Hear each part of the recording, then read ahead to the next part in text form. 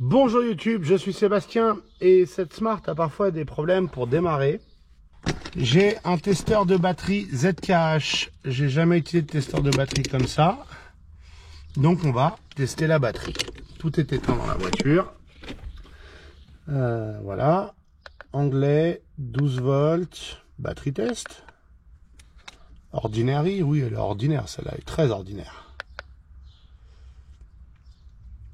Ah, il faut la notice maintenant, c'est pratique. Alors, il faut regarder sur la batterie, c'est très pratique.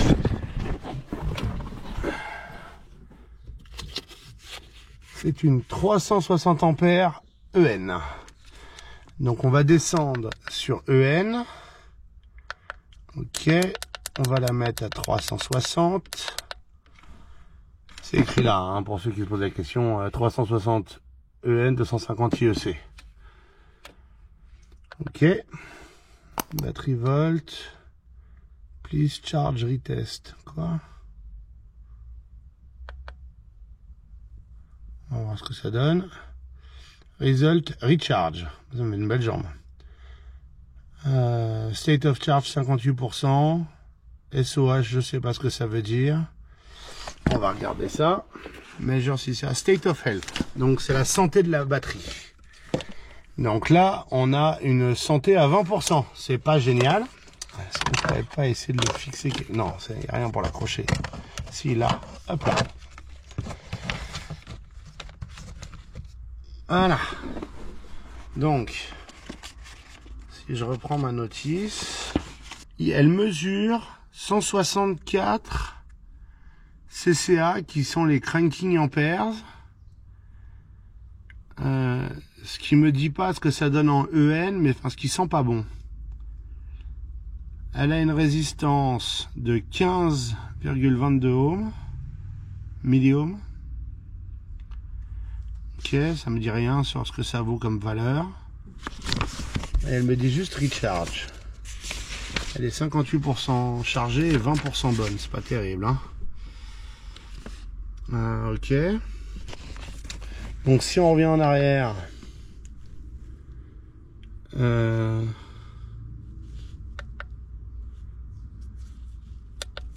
va revenir, on va faire cranking test. À mon avis, on va la tuer la batterie. Ok. Start engine.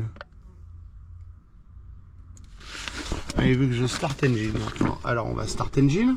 Pas un problème, hein, je suis pas difficile moi. Elle est bien en neutre. Contact, elle s'effondre.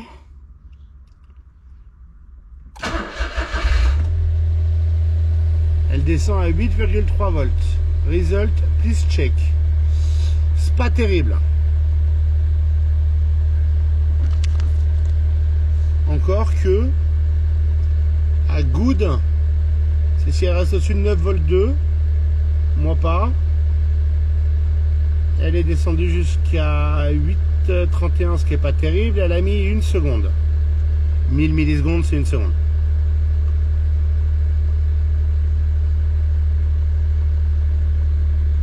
Ok. Donc voilà. Et charging test. Alors.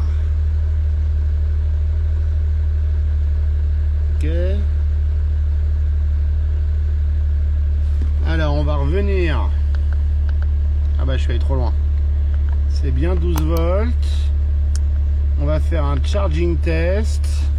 Il faut que j'aille me mettre au volant pour maintenir 3000 tours minute.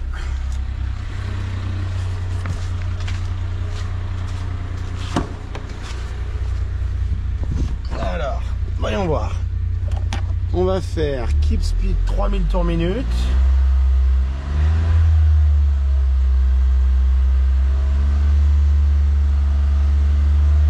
Mettons. Ok.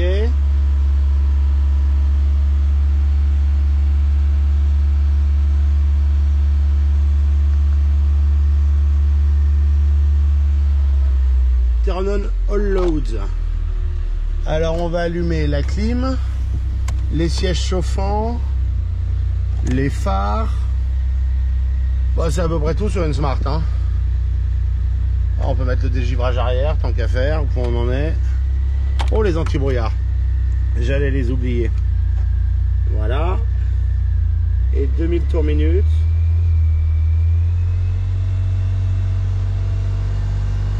Ok.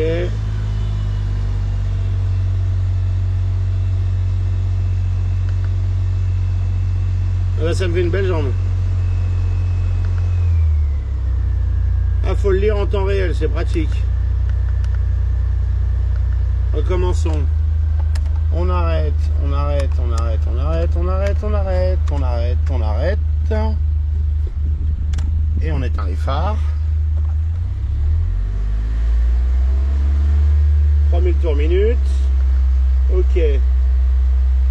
Donc, on est trop bas. Ouais, mais ça, dans une voiture intelligente, je suis pas sûr que ça marche.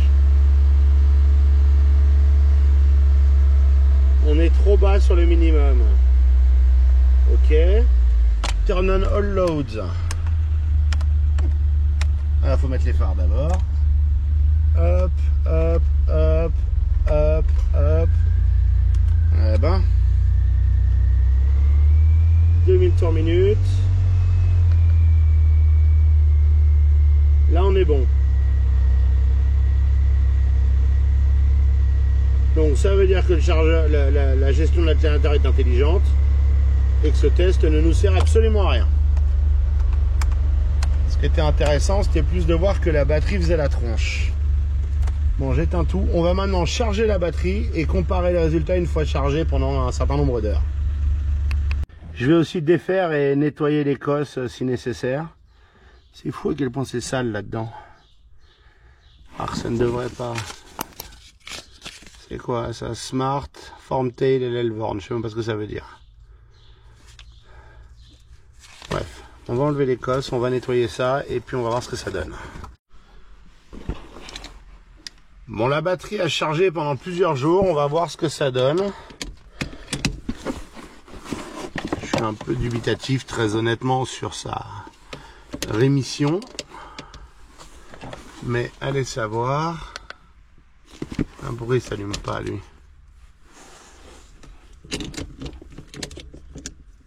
Voilà. Ok, on est en anglais, on a 12,9 volts maintenant. Ce qui est mieux, c'est une 12 volts batterie test ordinary. J'ai oublié ce que c'était la valeur.